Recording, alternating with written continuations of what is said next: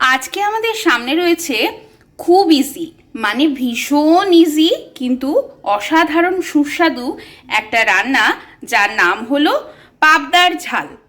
এই পাবদার ঝালকে ভীষণ সহজ পদ্ধতিতে দর্শক বন্ধুদের সামনে আমরা তুলে ধরেছি। ভিডিওটা দেখো, আশা করি ভালো লাগবে। নমস্কার, বং পাকশালার আর একটা নতুন ভিডিওতে সবাইকে স্বাগত। রয়েছি শাশুড়ি বৌমা, ক্যামেরার পেছনে বৌমা, ক্যামেরার সামনে শাশুড়ি।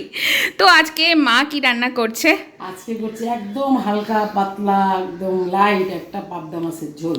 আচ্ছা, কাঁচা লঙ্কা বাটা দিয়ে, তো যেটাকে বলা হয় পাবদার ঝাল। আজকে হচ্ছে আমাদের রান্নাঘরে পাবদার ঝাল।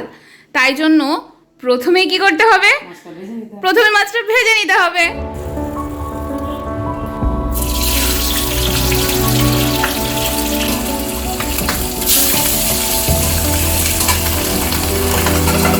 মাছ আমাদের সবকটা ভেজে নেওয়া হয়ে গেছে।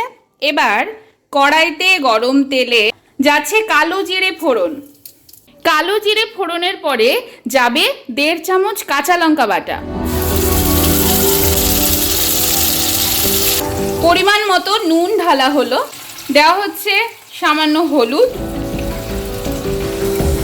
এবার যথারীতি সব নেড়ে চেড়ে নেওয়া হচ্ছে। এই আমাদের কাছে রয়েছে টোটাল 6টা পাবদা মাছ। তো 6টা পাবদা মাছের জন্য এই মশলাটা যথেষ্ট। এবার এই রান্নার বিশেষত্ব হলো এই রান্নাতে আর কোনো মশলাই পড়ে না।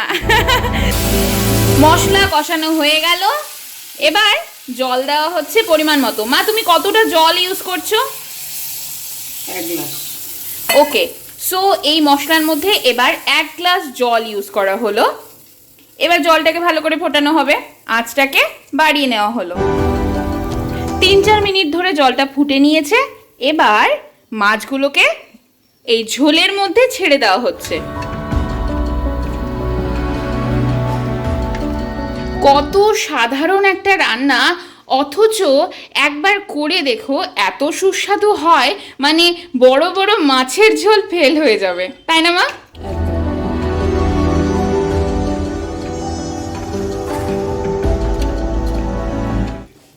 মাছের হিসেবে মনে হচ্ছে আর একটু ঝোল লাগবে, কারণ এই মাছের মধ্যে কিন্তু ঝোলটাই শুধু বিশেষত্ব। তো তাই জন্য আর একটু ঝোল এই জলের মধ্যে ঢেলে দেওয়া হলো। এবার আবার আঁচটা বাড়িয়ে সব একসাথে ফোটানো হবে ভালো করে। এবার কয়েকটা কাঁচা লঙ্কা নিয়ে এই ঝোলে ছেড়ে দিতে হবে। ঝোলে এই কাঁচা লঙ্কাগুলো দেওয়ার মধ্যে কিন্তু বিশেষ গুরুত্ব রয়েছে। গরম ভাতে এমন সুস্বাদু ঝোল যখন মেখে খাওয়া হবে, তখন ওই কাঁচা লঙ্কা একটু ডলে খেয়ে নিলে উফ, কি যে স্বাদ লাগে, সে আর বলার নয়। এবার ঝোলটা ফুটে উঠলে আঁচটা কমিয়ে ঝোলটাকে ঢেকে দেওয়া হবে। 5 মিনিট পর এবার ঢাকনাটাকে খুলে দেখা যাক ভেতরে কি অবস্থা হয়েছে। বা, এই তো মা, ঝোলটা কিন্তু কি সুন্দর মাছে ঝোলে মিশে একাকার হয়েছে। এবার মা যেটা করবে সেটা হলো ঝোল থেকে 2টো কাঁচা লঙ্কা তুলে নেবে এবং সেটা তুলে খানিকটা ঝোল ও খানিকটা কাঁচা লঙ্কা বেশ ভালো করে থেতো করে মিশিয়ে নিচ্ছে। তাতে কাঁচা লঙ্কার প্রপার ফ্লেভারটা কিন্তু ঝোলের সাথে মিশে যাবে।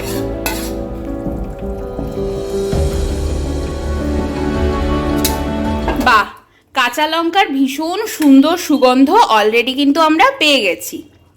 আমাদের এই সহজ, ভীষণ সহজ এবং ভীষণ সুস্বাদু মাছের ঝোল কিন্তু হওয়া প্রায় শেষের পথে। আঁচটা এখন আপাতত মিডিয়ামে রয়েছে। আমরা আর 2-1 মিনিটের মধ্যেই কড়াই থেকে এটাকে নামিয়ে দেব। এবার কড়াই থেকে ঝোল ঢেলে নেবার পালা।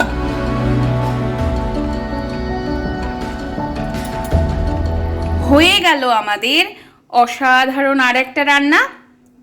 তো আমাদের রান্না তো কমপ্লিট। মা, এবার সবাইকে কি বলতে হবে?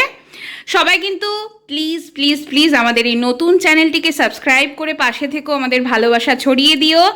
আর সবাই ভালো থেকো, সুস্থ থেকো, হাসি খুশি থাকো। ভিডিওটা যদি ভালো লাগে তাহলে কি করতে হবে? আমাদের এই ভিডিওটিকে লাইক করতে হবে, কমেন্ট করতে হবে এবং শেয়ার করতে হবে। আজকের মতো আসি, টাটা।